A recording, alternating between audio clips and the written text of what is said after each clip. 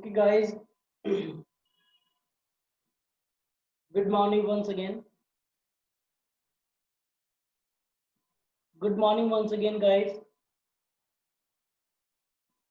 आज हम accounting ratios को ही कंटिन्यू कर रहे हैं और अकाउंटिंग रेशियोज में हमने दो मेन रेशियोज ऑलरेडी स्टडी कर लिए हैं. Those are liquidity ratios and solvency ratios. Liquidity ratios के बारे में हमने स्टडी किया था. तो liquidity ratios what do they tell? Liquidity ratios बच्चे बताते हैं हमें हमारी शॉर्ट टर्म फिनेंशियल पोजीशन और very short term financial position. Solvency ratios हमें गाइड करते हैं towards the long term financial position of an entity and whether it will be able to repay its interest in time और not. I hope so far we had studied these ratios. और liquidity ratios के 2 ratio discuss किए थे, solvency के 4 discuss कर लिए. अब हम डिस्कस कर रहे हैं third type of ratio. Total 4 है.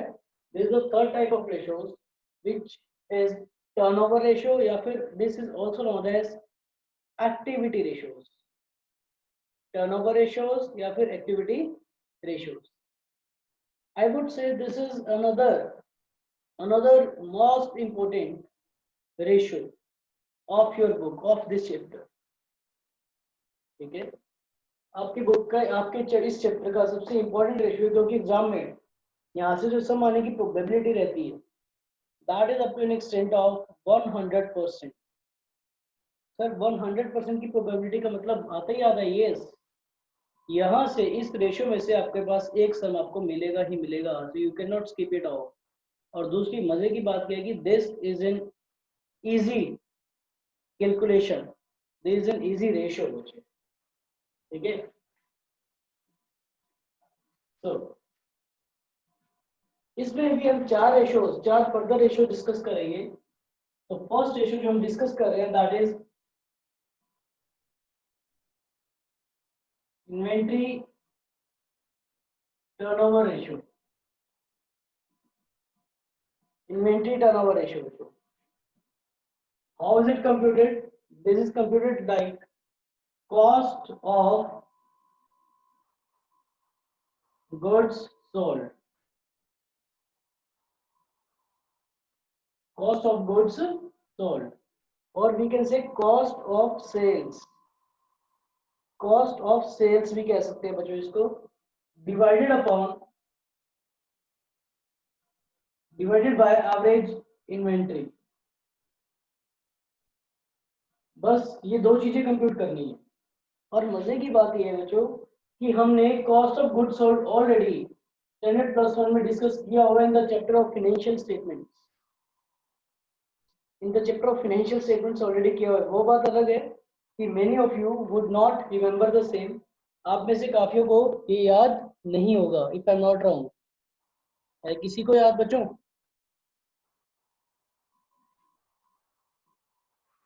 बताओ. Okay guys, many of the students are saying that my voice is clear, so I will continue with the same. ठीक है, Ishika, am I audible? Okay then. Yes, let's continue with the topic.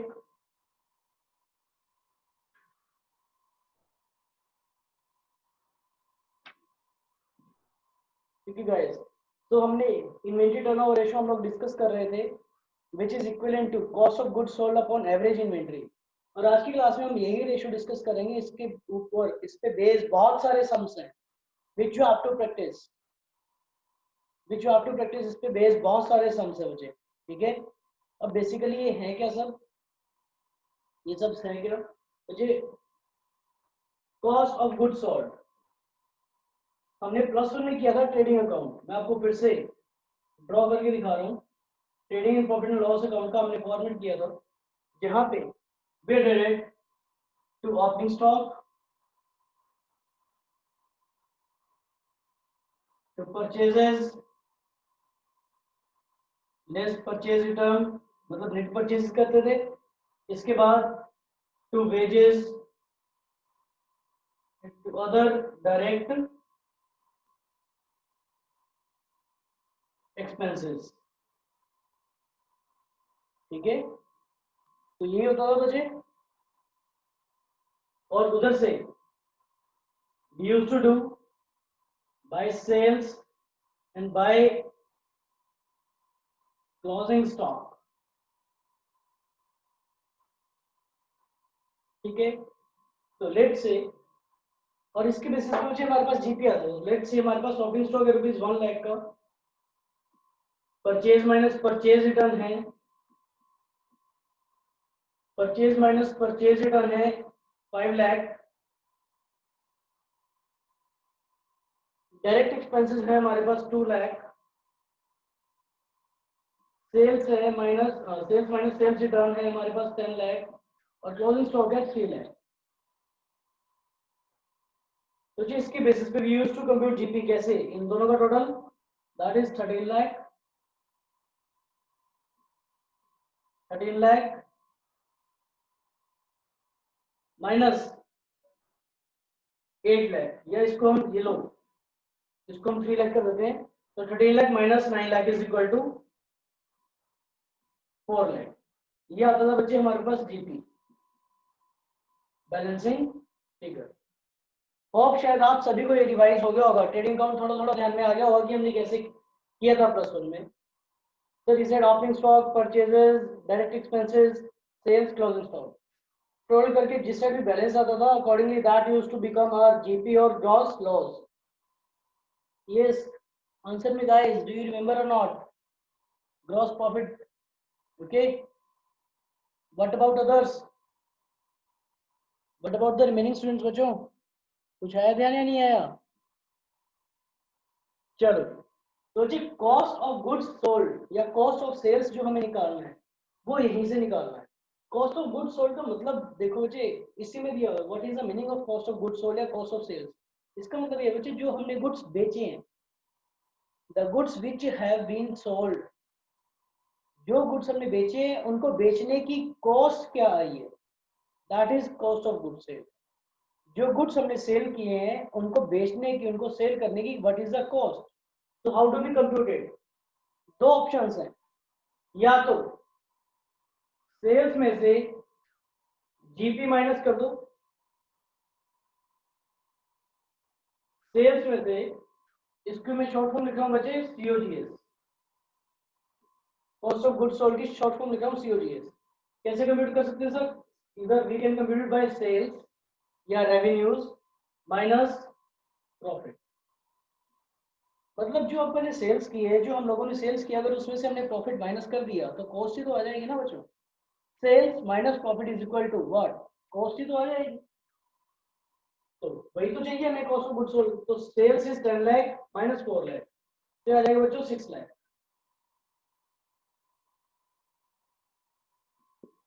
One of the methods is this. The another one is COGS can be computed by, कैसे कैसे compute कर सकते हैं बच्चों?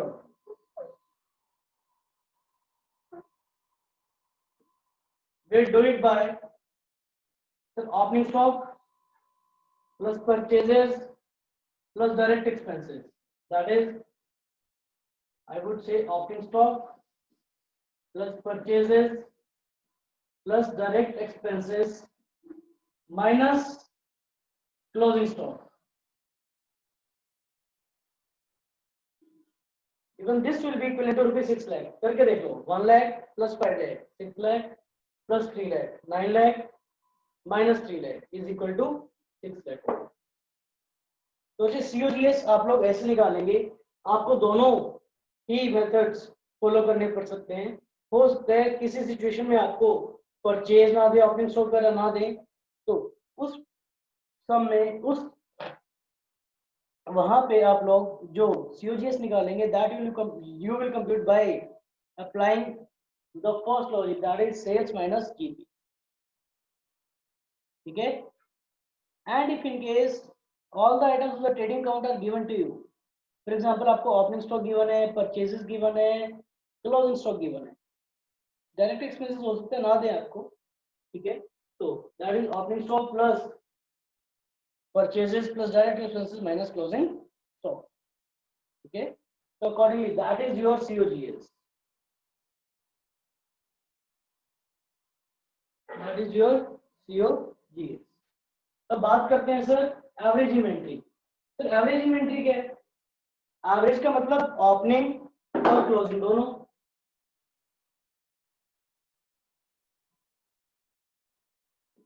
Average stock क्या होता है? एवरेज निकालनी है सर, कैसे निकालेंगे? Opening stock plus closing stock divide by 2. ठीक है, तो ओपनिंग स्टॉक है जी हमारे पास 1 लाख, क्लोजिंग स्टॉक है हमारे पास 3 लाख, तो 1 lakh plus 3 lakh divide by 2. 1 lakh plus 3 lakh is equal to 4 lakh divide by 2. Therefore हमारे पास स्टॉक आ जाएगा बच्चे, एवरेज स्टॉक इज 2 लाख. तो दिस इज द रेशो जो हमने आज डिस्कस करना है और इसी में बेस्ड आगे सम्स करने हैं.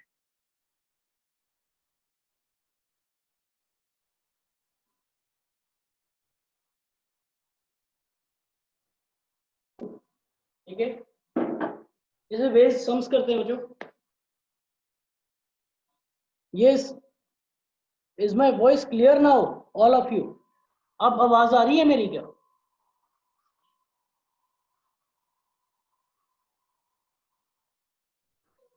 चलो good. Will carry on with the sum बच्चे. I am doing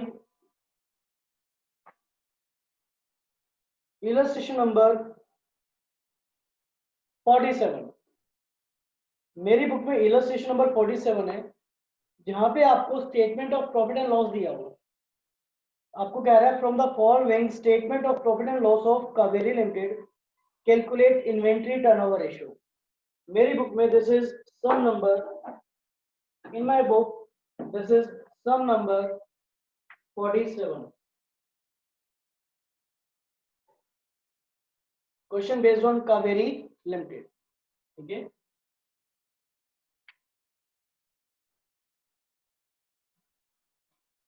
Kaveri limited का समय, तो ये हमें एसपीएल दे रहा है. एसपीएल में आगे क्या कह रहा है? We have to compute the inventory turnover ratio. और इन्वेंट्री टर्नओवर रेशियो का ये जी मैंने लॉजिक लिखा हुआ है आपके लिए, cost of goods sold upon average inventory. बच्चे इन्वेंट्री टर्नओवर रेशियो का सिग्निफिकेंस क्या है? अब ये रेशियो कर रहे हैं तो इसका सिग्निफिकेंस साथ के साथ करते हैं. जैसे हमने करंट रेशियो का किया, क्विक रेशियो का किया, short term, very short term, फिर सॉल्वेंसी में चारों रेशियोज का किया. ऐसे ही इन्वेंट्री टर्नओवर रेशियो का सिग्निफिकेंस ये रहता है बच्चे कि आप लोग अपनी इन्वेंट्री को, आप लोग अपना इन्वेंट्री जो आपका स्टॉक है उसको कितने दिन में सेल कर देते हो. ये ऐसा तो नहीं है कि आपका जो स्टॉक है 6-6 महीने 8-8 महीने पड़ा रहे. फॉर एग्जांपल आज हमने कोई चीज खरीदी और वो 8 महीने तक बिकती नहीं है, तो ये ऐसा तो नहीं है. ठीक है, इन केस अगर ऐसा है तो that is a bad indication. In case अगर ऐसा है तो that is a bad indication. ठीक है, तो इन्वेंट्री टर्नओवर रेशियो हमें ये बताता है कि हम लोग अपना स्टॉक, अपनी इन्वेंट्री को कितने दिन में सेल कर देते हैं. ठीक है, कितने दिन में सेल कर देते हैं. ओके बच्चे, कुछ स्टूडेंट्स कह रहे हैं न्यू बुक्स में शायद 49th है, तो देख लेना बच्चे 47th है या 49th है. हमें एसपीएल दिया हुआ है कावेरी लिमिटेड का. ठीक है, तो we have been given revenue from operations 8 lakh, other incomes 25,000. ठीक है, टोटल रेवेन्यूज दे रहे हैं. फिर हमें दे रहा है purchase of stock in trade, change in inventories of stock in trade. Change in inventory दे रहा है बच्चे. Change in inventory, change in inventory का क्या मतलब है? Change in inventory means opening minus closing. Opening minus closing दे रहा है. ठीक है, इसके बाद क्या है? इसके बाद है हमारे पास employee benefit expense, depreciation amortization expense, other expense और टोटल एक्सपेंस. बच्चे हमें इसमें से सिर्फ और सिर्फ वो आइटम्स निकालनी है जो ट्रेडिंग अकाउंट से रिलेटेड हो. जो ट्रेडिंग अकाउंट से रिलेटेड हो, हमें इसमें से सिर्फ और सिर्फ और सिर्फ वही आइटम्स निकालनी है. इसके बाद दे रहा है PBT minus tax is equal to PAT. और नोट्स टू अकाउंट्स में दे रहा है sir change in inventories of stock in trade. यहाँ पे कह रहा है ओपनिंग स्टॉक था 80,000 माइनस क्लोजिंग स्टॉक है 60,000, तो नेट आ गया 20,000. बच्चे एसपीएल में जाओ, statement of profit and loss में देखो आपको एक्सपेंसिव साइड में सेकंड आइटम जो दे रखे चेंज इन इन्वेंट्रीज, उसका आगे नोट नंबर 1 लिखा हुआ, तो वहाँ पे 20,000 लिखा हुआ। 20,000 आया कहाँ से? 20,000 आया हमारे पास नोट नंबर 1 से, दैट इज ओपनिंग था 80, क्लोजिंग था 60 इज इक्वल टू 20। ठीक है, तो अब बच्चे हमें इन्वेंट्री टर्नओवर रेशियो निकालने के लिए सीओजीएस चाहिए, अपन एवरेज इन्वेंट्री चाहिए। ठीक है, एवरेज इन्वेंट्री, एवरेज इन्वेंट्री पता है हमें कितनी है, कैसे निकालेंगे बताइए बच्चे? Average inventory is equal to what? Average inventory is equal to what?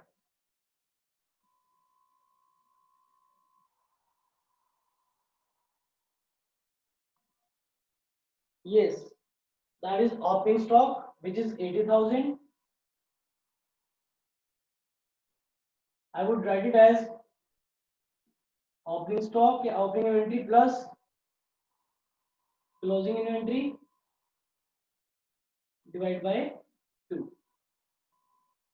ठीक है, I would say it to be कितना? opening stock है बच्चे 80,000, closing stock है 60,000 divide by 2, so which is equal to rupees 70,000.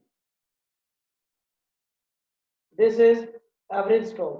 अब कुछ बच्चे कंफ्यूज हो जाएंगे, सर आपने यहाँ पे ऐड क्यों कर दिया, प्रॉफिट लॉस में तो माइनस क्यों? बच्चे हम लोग प्रॉफिट लॉस का फॉर्मेट नहीं कर रहे हैं, we are not following the format of the profit and loss account. हमें चाहिए एवरेज स्टॉक कितना है। प्रॉफिट एंड लॉस में तो नेट स्टॉक ही आता ना बच्चे, स्टेटमेंट ऑफ प्रॉफिट लॉस में जब हमने न्यू जो फॉर्मेट किया था उसमें हम प्रॉफिट लॉस में चेंज इन इन्वेंटरी से लिखते थे, that is opening minus closing लिखते थे एसपीएल में। तो लेकिन हमें यहाँ पे एवरेज स्टॉक चाहिए। एवरेज स्टॉक के लिए हमें क्या करना पड़ेगा? Opening plus closing divide by 2। Is it okay Chirag? Opening plus closing divide by 2 करना है बच्चों। कंफ्यूज मत हो जाना, सर एसपीएल में तो माइनस क्या होगा, तो बच्चे SPL is a separate thing, वो तो आपका प्रॉफिट्स कंप्यूट करके दे रहा है। इसके बाद हमें निकालना है cost of goods sold. Cost of goods sold दो तरीकों से निकल सकते हैं बच्चे, एक तो सेल्स माइनस जीपी, उसके लिए हमें सेल्स चाहिए और जीपी चाहिए। अब इसमें हमें जीपी कहीं पे नहीं दे रहा, एनपी दे रहा है। जो हमें पीबीटी दे रहा है, पीएटी दे रहा है बच्चे, वो एनपी है। ध्यान से देखो, ध्यान से देखो, इसमें एम्प्लॉय बेनिफिट एक्सपेंस भी माइनस किए होंगे। सैलरीज +1 में लिखते थे, ट्रेडिंग अकाउंट में लिखते थे, प्रॉफिट लॉस में लिखते थे salaries to employees, depreciation amortisation और बाकी इधर उधर का फालतू खर्चा कहाँ लिखते थे बच्चों? +1 में, ट्रेडिंग में या प्रॉफिट एंड लॉस में? ट्रेडिंग में या प्रॉफिट एंड लॉस में? Yes, that you use to write in profit and loss account, वो आप प्रॉफिट लॉस में लिखते थे। तो हमारे पास ये जो पीबीटी दिया हुआ है, पीएटी दिया हुआ है, that is not our GP, वो जीपी नहीं है बच्चों। सेल्स तो है हमारे पास पर जीपी नहीं है हमारे पास, या तो उसके लिए जीपी अलग से कंप्यूट करो। लेकिन हमें करना क्यों है? कॉस्ट ऑफ गुड्स सोल्ड हम सीधे मेथड से कंप्यूट कर लेते हैं। क्या? Opening stock, opening stock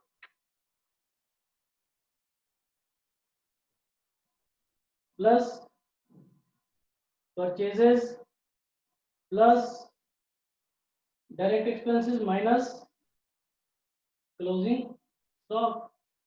can you do it this way? Opening stock plus purchases plus direct expenses minus closing stock. Sir opening stock है क्या हमारे पास? हाँ जी बिल्कुल है, 80,000 दिया हुआ है, क्लोजिंग स्टॉक भी दिया हुआ है 60,000।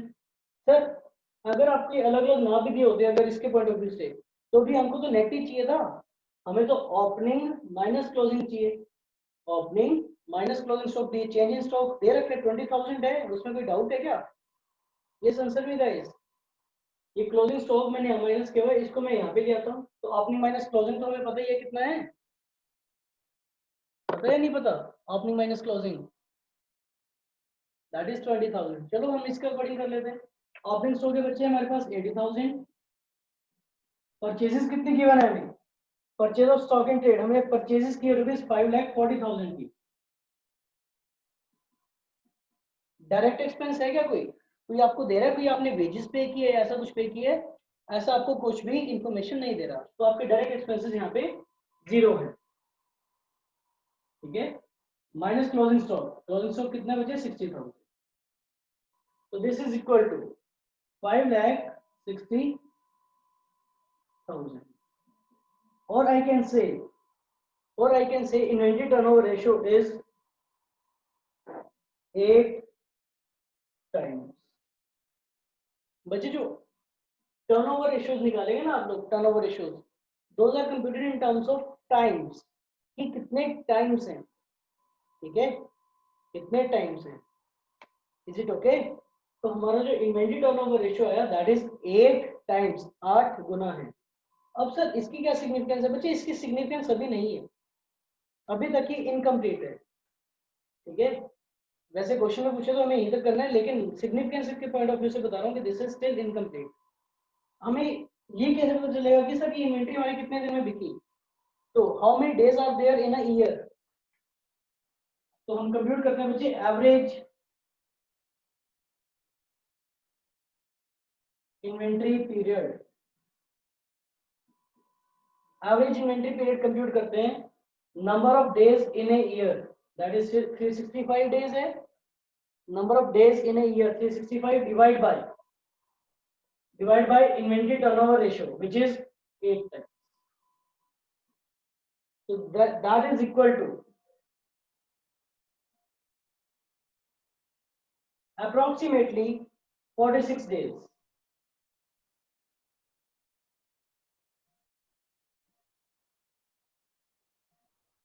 जो जी एवरेज इन्वेंटरी पीरियड आया that is equal to 46 days. इसका मतलब ये है कि इसकी सिग्निफिकेंस सुनो बच्चे, इसका मतलब ये है कि लगभग अगर हम कोई स्टॉक मंगवाते हैं, अगर हम कोई सामान परचेज करते हैं, तो अप्रोक्सीमेटली वो स्टॉक हमारा हमारे पास 46 डेज तक पड़ा हुआ रहता है. यानी 46 या 47 डे पे उसको हम सेल कर पाते हैं. इसका मतलब ये कि अगर आज मैंने कोई गुड्स मंगवा लिए, तो वो गुड्स मेरे 1.5 महीने के बाद बिकेंगे. वो साइकिल चलती रहती है बच्चों, साइकिल चलती रहती है. कुछ बच्चे कहेंगे सर 1.5 महीने के बाद बिकना है तो आज क्यों मंगवा रहे हो? कुछ बच्चे कहेंगे सर 1.5 महीने के बाद बिकना है तो आज क्यों मंगवा रहे हो? तो बच्चे कोई एक स्टॉक थोड़ी ना है, मैं तो क्वांटिटी में मंगवाता हूँ. मैंने 10,000 यूनिट्स मंगवा लिए, 10,000 यूनिट्स मंगवा लिए एक बार, तो इसका मतलब ये है जो 10,000 यूनिट्स हैं वो मेरे 1.5 महीने चल जाएंगे. उनके बाद मुझे और सामान और स्टॉक मंगवाना पड़ेगा. ठीक है, वो मेरे 45-46 डेज के अराउंड चल जाएंगे. Is it okay guys? Are you getting me? The significance of inventory turnover ratio, the significance of inventory turnover ratio. ठीक है,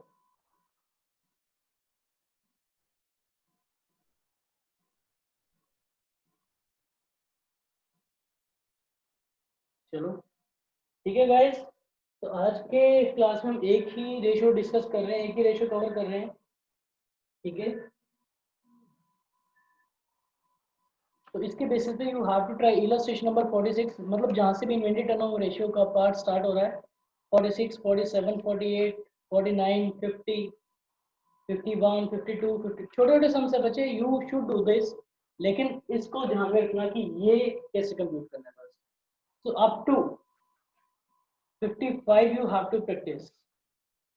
Illustrations up to 55 are to be practiced. Okay, okay guys, bye.